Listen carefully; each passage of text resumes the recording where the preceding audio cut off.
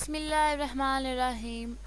معزز سامعین و ناظرین، السلام علیکم ورحمۃ اللہ وبرکاتہ.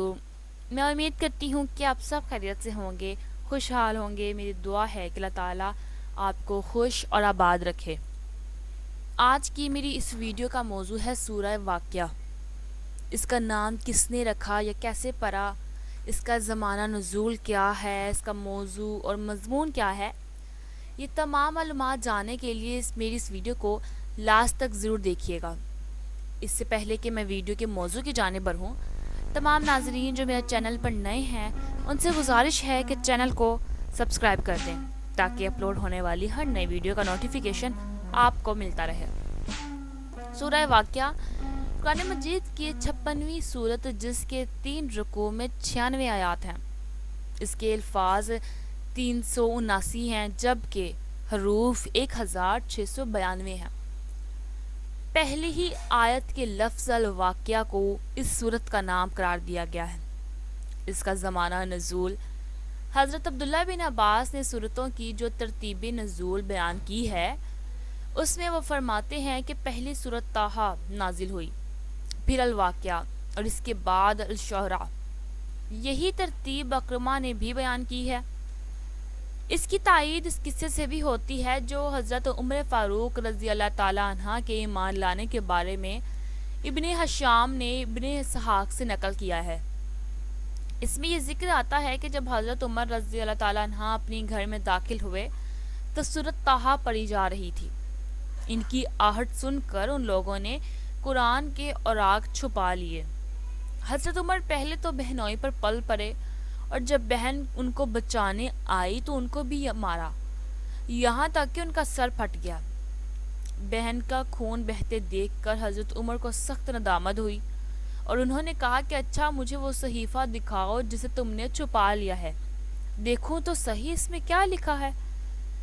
بہن نے کہا آپ اپنے شرک کی وجہ سے نجس ہیں، اس صحیفے کو صرف طاہر آدمی ہی ہاتھ لگا سکتا ہے.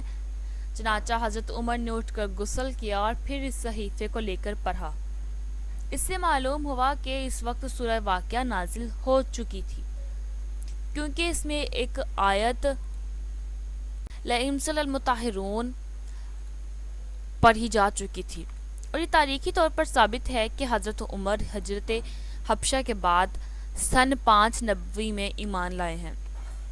اس کا موضوع اور مضمون، اس کا موضوع آخرت، توحید اور قرآن کے متعلق کفار مکہ کے شبہات کی تردید ہے.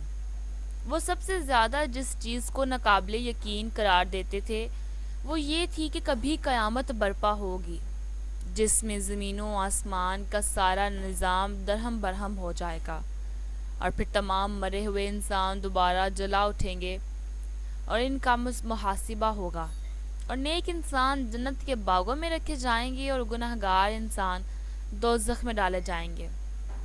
ان کا کہنا یہ تھا کہ یہ سب خیالی باتیں ہیں جن کا عالم واقعہ میں پیش آنا غیر ممکن ہے.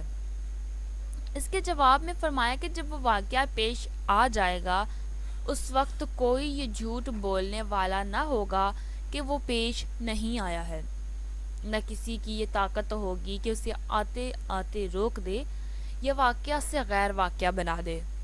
اس وقت لازماً تمام انسان 3 طبقات میں تقسیم ہو جائیں گے، ایک سابقین، دوسرے عام صالحین، تیسرے وہ لوگ جو آخرت کے منکر ہیں اور مرتے دم تک کفر و شرک اور گناہ کبیرہ پر جمے رہے.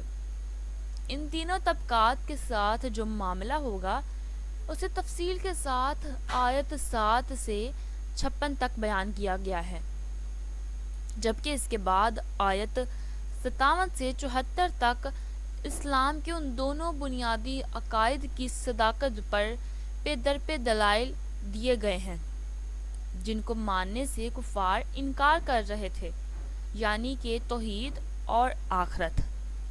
ان دلائل میں زمین و آسمان کی دوسری تمام چیزوں کو چھوڑ کر انسان کو خود اس کے اپنے وجود کی طرف اور اس کی غذا کی طرف جسے وہ کھاتا ہے اور اس پانی کی طرف جسے وہ پیتا ہے اور اس آگ کی طرف جسے وہ اپنا کھانا پکاتا ہے توجہ دلائی گئی ہے.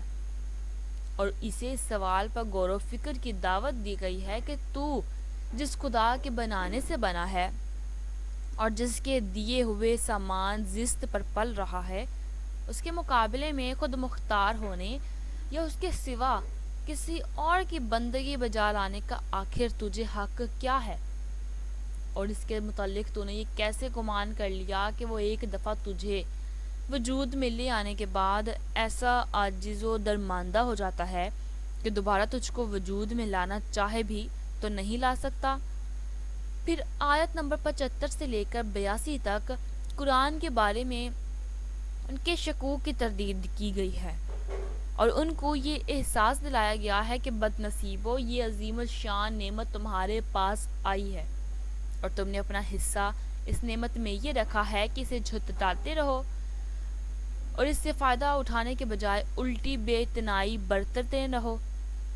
قرآن کی صداقت پر دو مختصر سے فکروں میں یہ بے نظیر اور دلیل پیش کی گئی ہے کہ اس پر کوئی غور کرے تو اس کے اندر ویسا ہی محکم نظام پائے گا جیسا کائنات کے تاروں اور سیاروں کا نظام محکم ہے، اور یہی اس بات کی دلیل ہے کہ اس کا مصنف وہی ہے جس نے کائنات کا یہ نظام بنایا ہے۔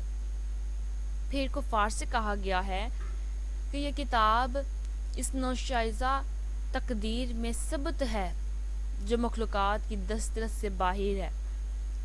تم سمجھتے ہو کہ اسے محمد مصطفیٰ صلی اللہ علیہ وآلہ وسلم کے پاس شیاطین لاتے ہیں، حالانکہ لوح محفوظ سے محمد صلی اللہ علیہ وآلہ وسلم تک جس ذریعہ سے یہ پہنچتی ہے اس میں پاک نفس فرشتوں کے سوا کسی کا ذرا برابر بھی کوئی دخل نہیں ہے۔ آخر میں انسان کو بتایا گیا ہے کہ تو کتنی ہی لنترانیاں ہانکے اور اپنی خود مختاری کے گھمنڈ میں کتنا ہی حقائق کی طرف اندھا ہو جائے، مگر موت کا وقت تیری آنکھیں کھول دینے کے لیے کافی ہے۔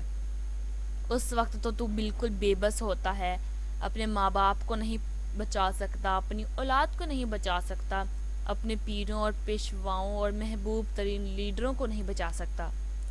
سب تیری آنکھوں کے سامنے مرتے ہیں اور تو دیکھتا رہتا ہے۔ اگر کوئی بالاتر طاقت تیرے اوپر فرما روا نہیں ہے اور یہ زوم درست ہے کہ دنیا میں بس تو ہی تو ہے، کوئی خدا نہیں، تو کسی مرنے والے کی نکلتی ہوئی جان کو پلٹا کیوں نہیں لاتا، اس کو واپس کیوں نہیں لا سکتا؟ جس طرح تو اس معاملے میں بے بس ہے، اسی طرح خدا کے محاسبے اور اس کی جزا و سزا کو بھی روک دینا تیرے اختیار میں نہیں ہے۔ تو خواہ مانے یا نہ مانے، موت کے بعد ہر مرنے والا اپنا انجام دیکھ کر رہے گا۔ مقربین میں سے ہو تو مقربین کا انجام دیکھے گا، صالحین میں سے ہو تو صالحین کا انجام دیکھے گا، اور چٹلانے والا اور گمراہوں میں سے ہو تو وہ انجام دیکھے گا جو ایسے مجرموں کے لیے مقدر ہے۔ بے شک اللہ تعالیٰ نے اس دنیا کا نظام بہت خوبصورت بنایا ہے، اور اس دنیا میں ہی دنیا والوں کے لیے ایسے حقائق موجود کر دیے ہیں جس سے اللہ تعالیٰ کی وحدانیت اور اس کی طاقت کا اندازہ بخوبی لگایا جا سکتا ہے۔ میں امید کروں گی ناظرین کہ آپ کو سورۃ واقعہ کی تفصیل اور معلومات جان کر اچھا لگا ہوگا۔ اسی طرح کی مزید معلومات جاننے کے لیے چینل کو سبسکرائب کر دیں تاکہ اپلوڈ ہونے والی ہر نئی ویڈیو کا نوٹیفیکیشن آپ کو ملتا رہے۔ اپنی دعاؤں میں یاد رکھیں۔ اللہ حافظ۔